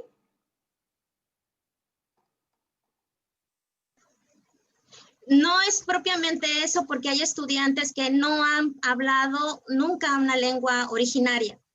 O sea, el reto que yo tengo no es ver si hablan o no la lengua indígena en el momento de hacer sus tesis. Lo que yo quiero rastrear y lo que estoy rastreando de una forma un poco loca por los elementos metodológicos que estoy trabajando y los retos que está implicando, es ver cómo ellos se están apropiando de ese formato tan rígido como es la tesis y lo están redefiniendo a una forma que no estaba preparada, sobre todo en la universidad convencional. Me refiero porque en la universidad convencional lo que nosotros hacemos es la tesis, un mamotreto de 300 páginas, y hacemos la defensa y mostramos en el proceso de estarla redactando, la defendemos y mostramos nuestros conocimientos adquiridos por el paso de esa licenciatura. En el caso de ellos, no han hecho ese mamotreto, o si lo han hecho, lo han acompañado de cuestiones adjuntas como son un video, una obra de teatro, o un folleto en el cual reivindican determinadas cuestiones que han detectado dentro de sus contextos, de sus localidades, problemas que están vinculados con la lengua, con el territorio, con el medio ambiente, con cuestiones de violencia, como decía en un inicio, con cuestiones de género. Entonces, están ellos utilizando el espacio académico o academicista para poder dialogar en el espacio académico de algunos temas que no nos hemos atrevido a estar trabajando en una institución tan convencional, ni siquiera mostrarlo en este espacio de discusión. El espacio me refiero como el documento como tal. Entonces, están cuestionando lo que es el simple hecho, no solamente dentro de esa institución, porque debo decirles, y una de estas instituciones con las que yo trabajo está inserta dentro de lo que es una universidad convencional, y sí se está llevando ecos a otras carreras.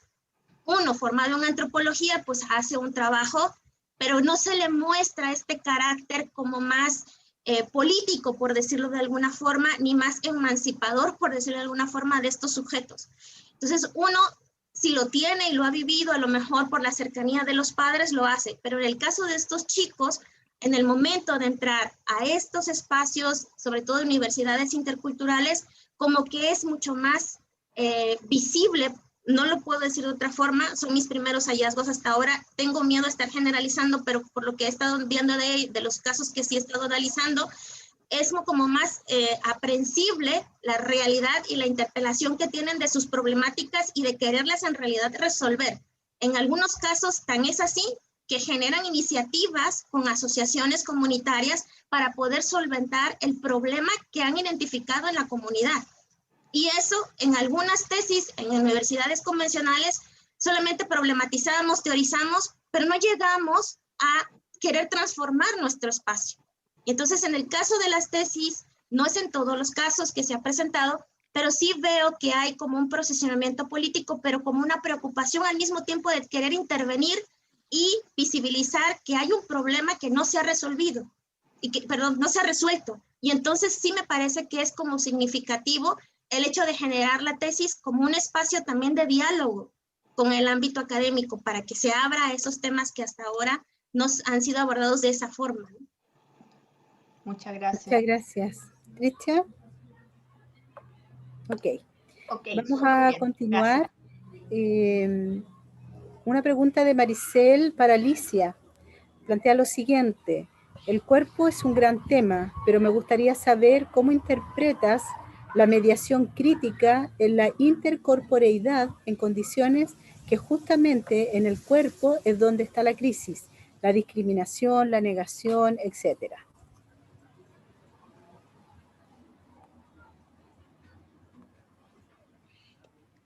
Gracias, Maricel, por su pregunta.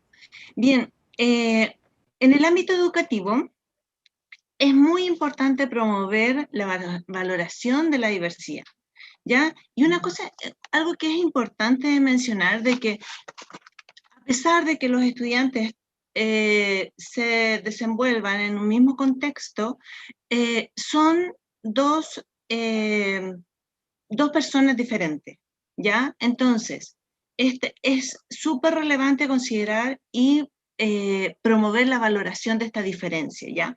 Aquí yo creo que es muy importante el rol del docente. ¿En qué sentido? De que él debe tener la capacidad, y obviamente uno está pendiente como docente también, de poder visualizar dónde y cómo poder abordar esta mediación, ¿ya? Yo creo que una de las formas es intencionando nuestras actividades dentro de la clase, ¿ya? Planificar, intencionando justamente esta mediación, esta intervención y valoración, ¿ya? Obviamente, tanto entre los estudiantes como entre los docentes y entre el docente y su estudiante, ¿ya? Y ver cómo abordarlo y obviamente una forma es esta. Ahora, cuando señala de que el cuerpo es la crisis, yo creo que hay que tener una mirada de que el cuerpo, no es que el cuerpo sea la crisis, no sé si me explico, sino que es lo que se puede visualizar o que el cuerpo puede expresar desde la persona, que se podría decir, ¿ya? Entonces, yo, en respuesta a su pregunta de cómo yo podría interpretar la mediación crítica, de esta forma creo que yo tengo que visualizar dónde está, poder buscar y actuar frente a estas situaciones. Claro, como yo me desenvuelvo en este ámbito, tanto escolar como de estudiantes, creo que la mejor forma y lo que creo que a mí me ha sido más, me ha resultado y donde he visto algunos cambios es justamente en esto, en cuando yo realizo la planificación que sea intencionada con el fin de intervenir, mediar y poder promover esta valoración de la diferencia de todos nosotros en realidad. Eso, muchas gracias. Gracias, Alicia. Hay una pregunta de Aura para Gina. Ella plantea que es hermoso el trabajo y de gran valor desde esa historicidad de los sujetos. Pregunta, ¿qué diferencia en cuanto a los relatos que vivenciaste en Colombia y los que se expresan acá en Chile?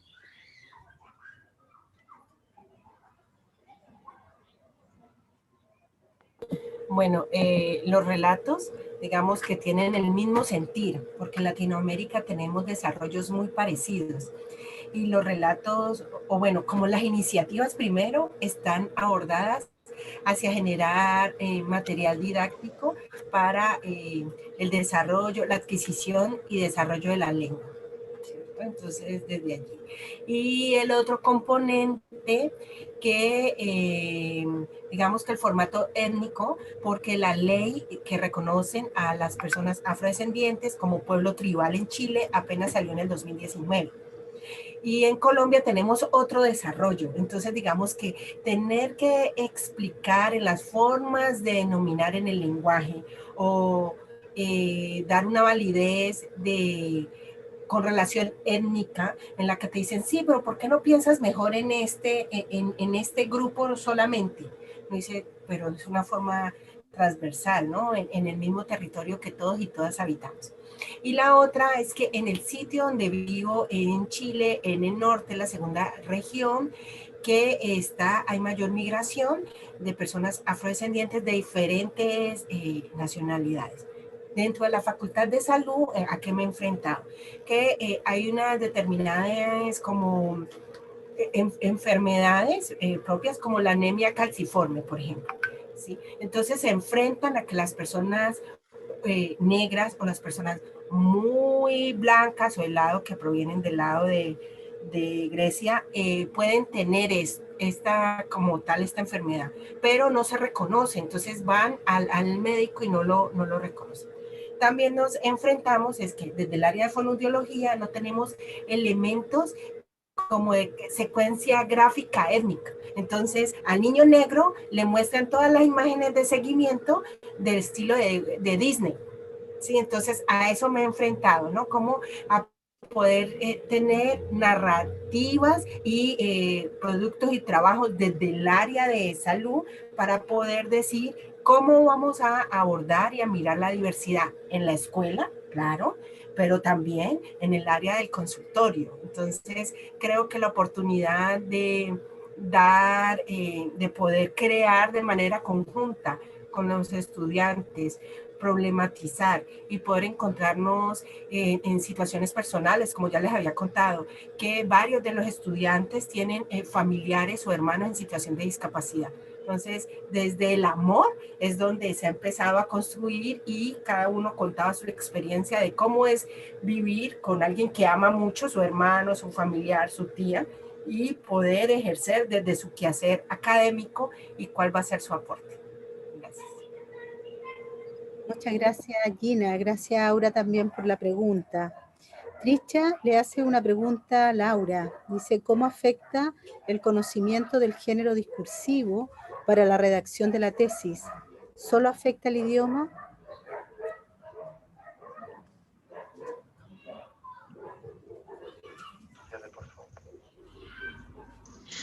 No, no nada más el idioma. Hay muchas cuestiones que los estudiantes, para poder aproximarse primero a este género, pues necesitan conocer y para eso necesitan como la guía de los directores o tutores de las tesis, ¿no? No comprenden muy bien lo que es, o sea, lo más básico, ¿no? Generar un objetivo de investigación, el lenguaje académico es muy lejano, y al considerarse ellos mismos como orales, pues el hecho de sentarse en un escritorio a redactar, pues se les impide. Yo he tenido la fortuna, no para este estudio, sino en otro momento, asesorar a un estudiante en maestría, y él decía siempre, soy oral, yo hablo la lengua náhuatl, y decía, no me puedo sentar y escribir. Lo que yo hice con él en ese momento fue un proceso de acompañamiento muy cercano. Era cuestión de sentarme con él y, como decía él que era oral, lo ponía yo a grabarse cuando estábamos en tutorías y él de lo que se grababa se ponía a tipear. Entonces, el desconocimiento también de cuestiones de reglas gramaticales, o sea, es un trabajo como de aprender a escribir en lo que es en una segunda lengua. Para algunos casos sí es difícil y además muchos de ellos no han tenido la fortuna de tener un asesoramiento para poner puntos, comas y todo esto, ¿no? Entonces sí es difícil. El reto es que el género también es muy rígido.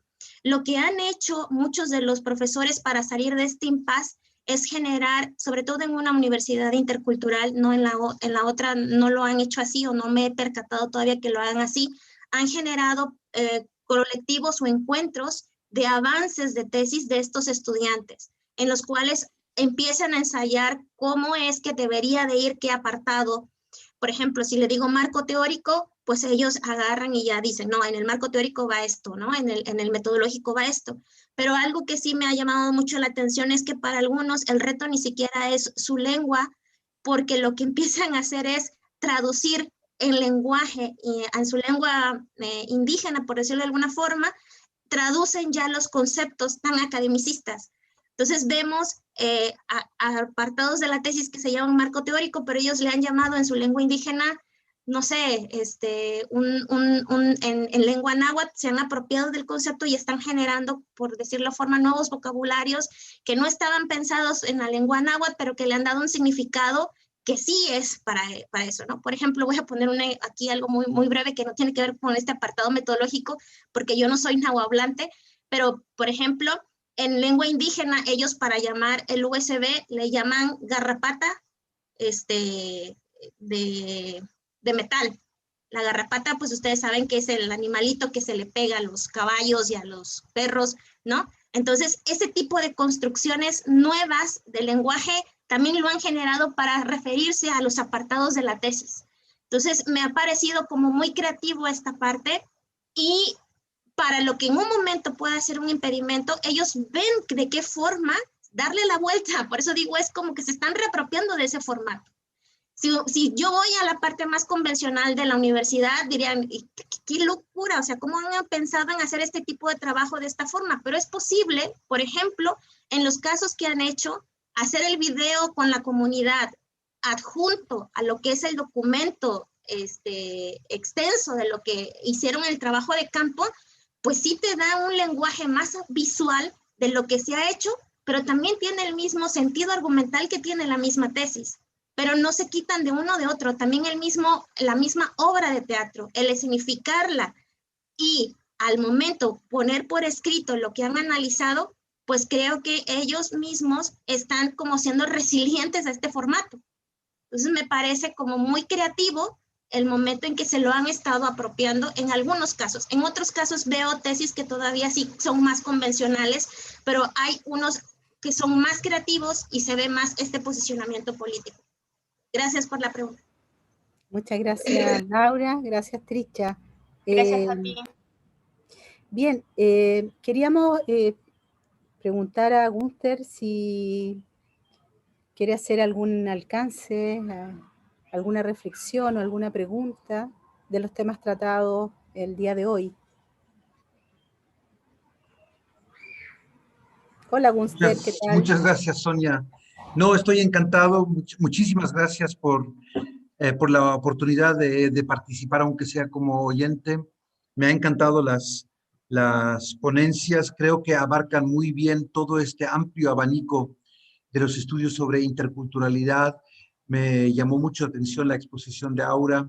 También lo que nos comentó Gina sobre cuestiones de discapacidad. Creo que es muy importante ampliar los estudios interculturales a colectivos que no han sido visibilizados en la reflexión intercultural. Lo mismo la ponencia de Laura Selene.